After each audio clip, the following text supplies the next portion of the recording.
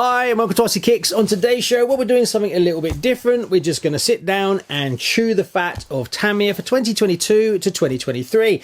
We can talk about how things were going this year as we come to the end of 2022. Also looking forward into the future and some predictions of what we might see in 2023, as well as the current market and what's going on. Some of the highlights from Tamiya in 2022 and some of the lowlights as well. Now, I'm just going to be sitting down drinking a cup of tea. So if you want to join the same, pause the video, go and make yourself a cup of tea, come back, and then we'll carry on. 2 hours later. Now, sorry about the jacket. It is freezing in the UK now. It's starting to get quite cold, and I'm too tight to have the heating on when I'm at home on my own in the studio. And the lights will slowly warm me up anyway, so sorry about the jacket.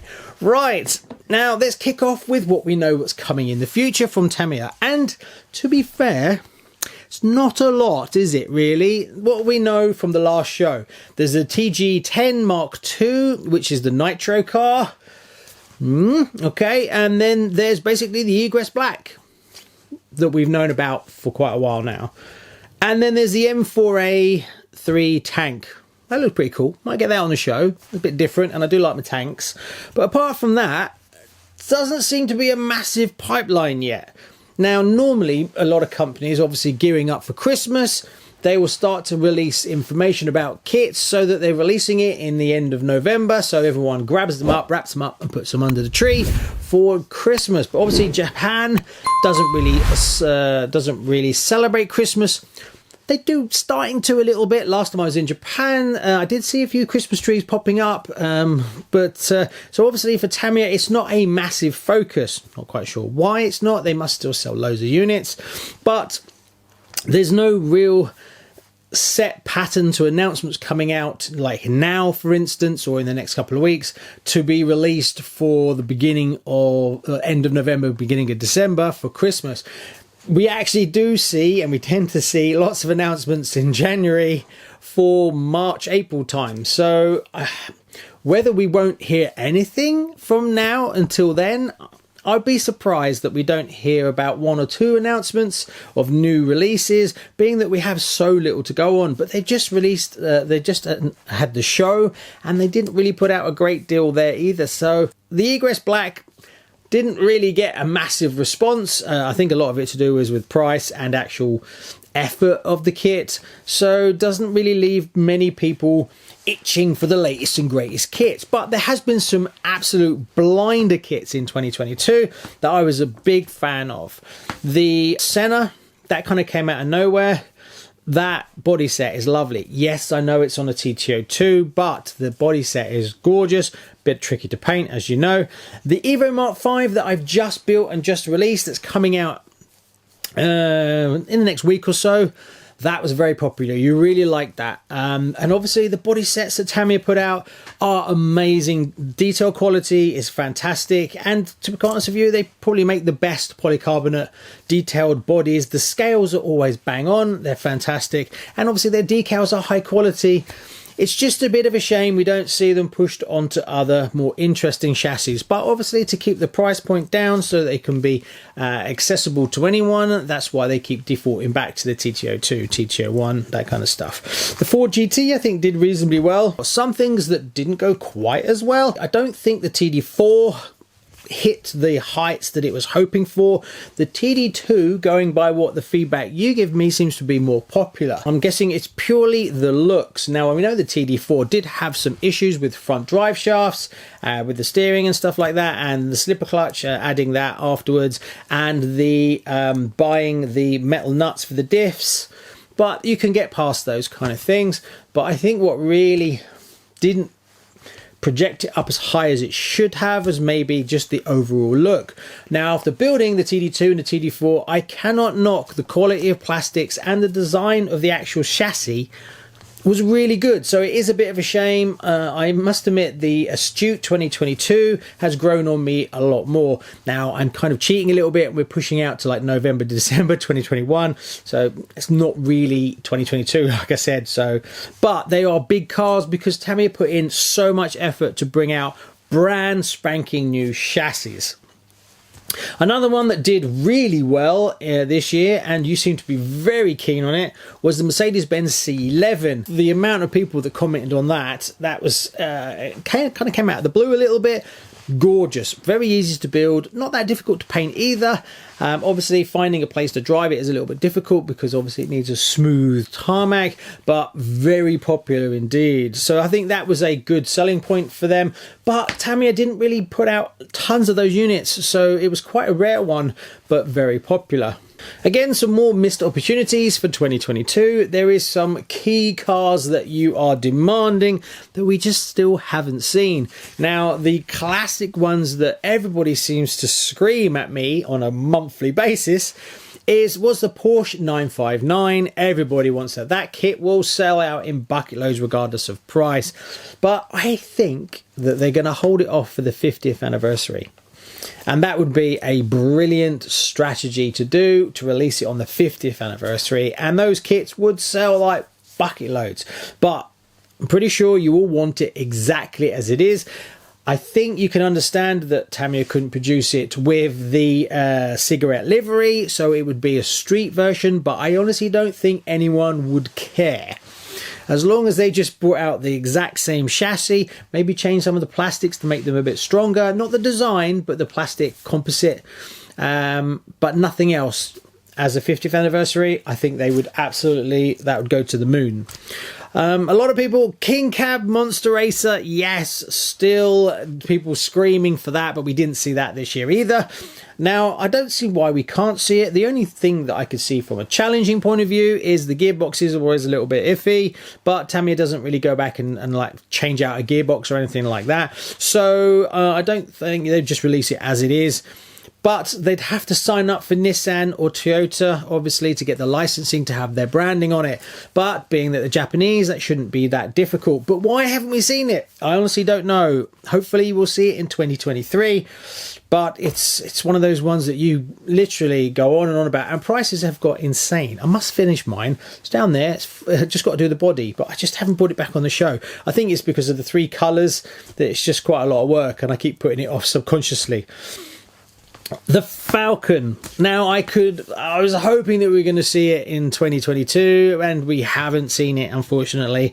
Still don't know why we haven't seen it, and it's one that's super popular with so many people. And again, would be a complete home run and an easy kit for Tamiya to do because they've kind of already got the chassis and they've released it on other things. So maybe we'll see it in 2023. But honestly, don't know.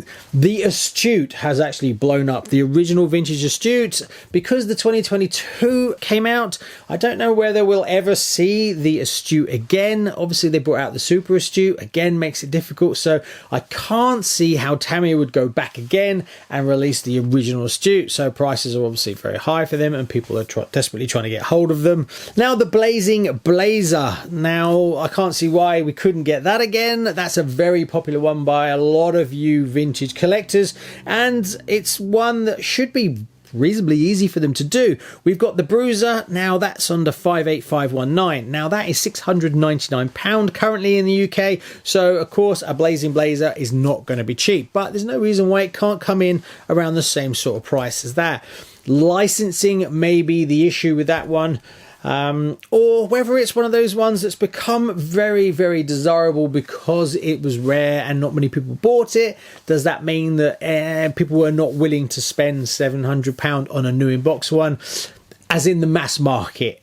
Yes, there might be 100 people that would desperately like to get one, but obviously from a manufacturing point of view, that doesn't really pan out when you're trying to sell 10,000 units.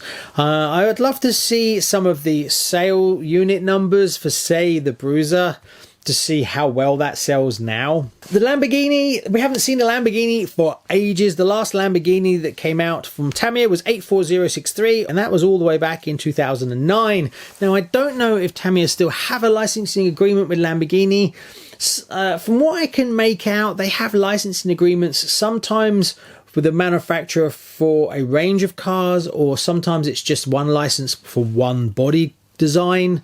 So that obviously plays a bit of part in it. We don't know. We know Tamiya don't do Ferraris anymore. The Mini Cooper, a lot of you are big Mini fans. So getting hold of new inbox Minis, again, really, really difficult. This is the Mark 1, not the BMW one. Doing one of those again, but again, licensing, I don't know. I tried to look online to see if I could find any announcements of Tamiya agreeing licenses, but I couldn't find one. I tried to search for the McLaren one to see if there was a press release that Tamiya Inc. has signed an agreement with McLaren, but there's just nothing out there on that. So it's difficult to see and link the connections to what kind of cars they can produce and what they can't. One thing that I tend to do is I try to look at other aspects of Tamiya, their actual car models, and their little tiny, I forget the name, the little slot car things. Sometimes you can see what comes out in one that comes out in another. So they've got an agreement to produce a model of it, which pretty means that they've actually signed up to do an RC car of it because it's the same body. So that's a good little sort of hint at what we might see. And that was the same when we saw the Senna. The Senna came out. We saw it first as a model, and it happens on a few other cars as well. So I'm going to do some predictions, and this is where it gets really, really difficult. To predict what we'll see in 2023 is probably the hardest this year than I've done previously. There was much more obvious routes. And with what's going on in 2023, they could dial it right back. Now, I tried to put in some kind of logic to why I think we might see them, to looking at it from a manufacturer's point of view. So, starting with the Super Sabre, we still haven't seen it. In all this time, we've had all the others. We know they did the Boomerang, the Big Wig, the Hot Shot, all those, but no Super Sabre. So, it would be quite an easy guess that they will finally go back and do the Super Sabre like they did the Thunder Dragon. That one was missing for ages and then they mopped it up at the end. So I know a lot of people would really like to get hold of that. So the Super Sabre. The Blockhead Motors Wild one. Again, oh, sorry, I missed that off the list of things that did really well. And it wasn't a ton of work to actually bring that kit out. So obviously looking at it from a manufacturing point of view, it's how much work and money versus return. So will we see another Blockhead motor? Now, he's got an Avanti that's quite well known. Yellow Avanti. Monster Beetle, that's quite a lovely livery. Hornet or maybe a Grasshopper. He's got quite a few iconic cars in his collection that I think would sell really well, and I can honestly see a real collection, someone collecting Blockhead motors. And being that these cars have been released over and over again, it puts a different spin on it without tons of manufacturing cost involved. Will we ever see a Jun Watanabe Hornet reissue? Honestly, don't know. That would be a difficult one. I think it's one of those ones that's very successful now, but it wasn't at the time, which is really difficult for a manufacturer to bring out cars. Now they're demanding almost £1,000 now for one, which is kind of crazy, new in box, and probably £500-600 for a built one that's in lovely condition. So I don't know. That's a really difficult judgment call. Comment below, let me know. But definitely something from them. The C11 Mercedes-Benz did really well, but it was a short run. Now they've got the chassis. They have got some options to do different kits off of that chassis. And being that they've done all the tooling for it and they've actually manufactured the chassis before, it would be very easy for them to say do the Mazda 787B. That would be very popular, and I know that would sell out like hotcakes as well. The Nissan 300ZX, a little bit more on the outside, but again, possible. And the Nissan R91CP, which is what I've got behind me here. That would be the one that I would guesstimate the most. And the reason I picked those three over the others, well, Ferrari F40 is not coming, as we know, because of the licensing agreement. And the Nissan R91CP was 2012, was the last time it was seen. Sorry. And Nissan and Mazda, Tamiya do work with them. There is new cars coming out for Mazda, so maybe we'll see the Mazda 787B because there's new RC models coming out from Mazda. So it's very easy a Japanese company to talk to another Japanese company. So I would predict and I hope that we see another Group C car coming out, because they seemed very popular. Now I'm going to go out on a limb on this one, and I have very little to go on, but it kind of does make sense and it kind of fits Tamiya's MO a little bit. Now the TD2 and the TD4 cost Tamiya a lot of money because it was a completely new chassis that they brought out. So new tooling, design, all that kind of stuff to release. So you would expect them to then bring it out in other variants. Now the TD2 being two-wheel drive, there's a few vintage names out there that we could actually bolt to that car quite a lot. So will we see a TD2 Madcap? Personally, I don't think that's a good idea.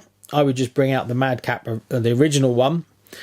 But it could be a way for them to recoup some of the design costs of the TD2.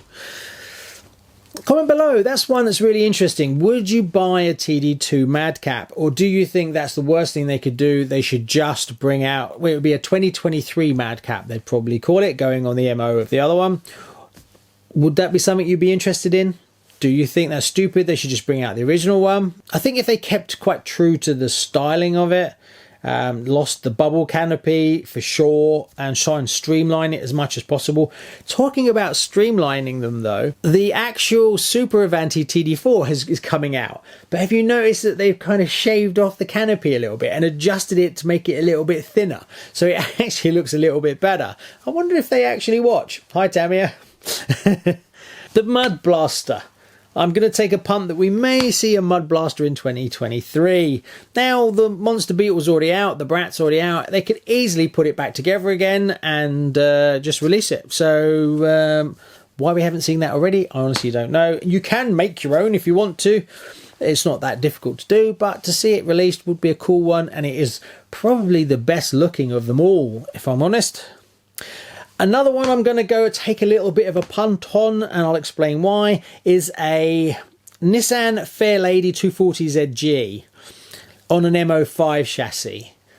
Now, the reason I said this one is Tamiya have brought out the model of it. They're also doing some other Nissan stuff at the same time. So there's a 1/12 model that they did. It'd be quite easy for them to do a body set and bring it out on an MO5 chassis maybe, or something like that. That would be pretty cool. Maybe we'll see that. I'm purely guessing, obviously.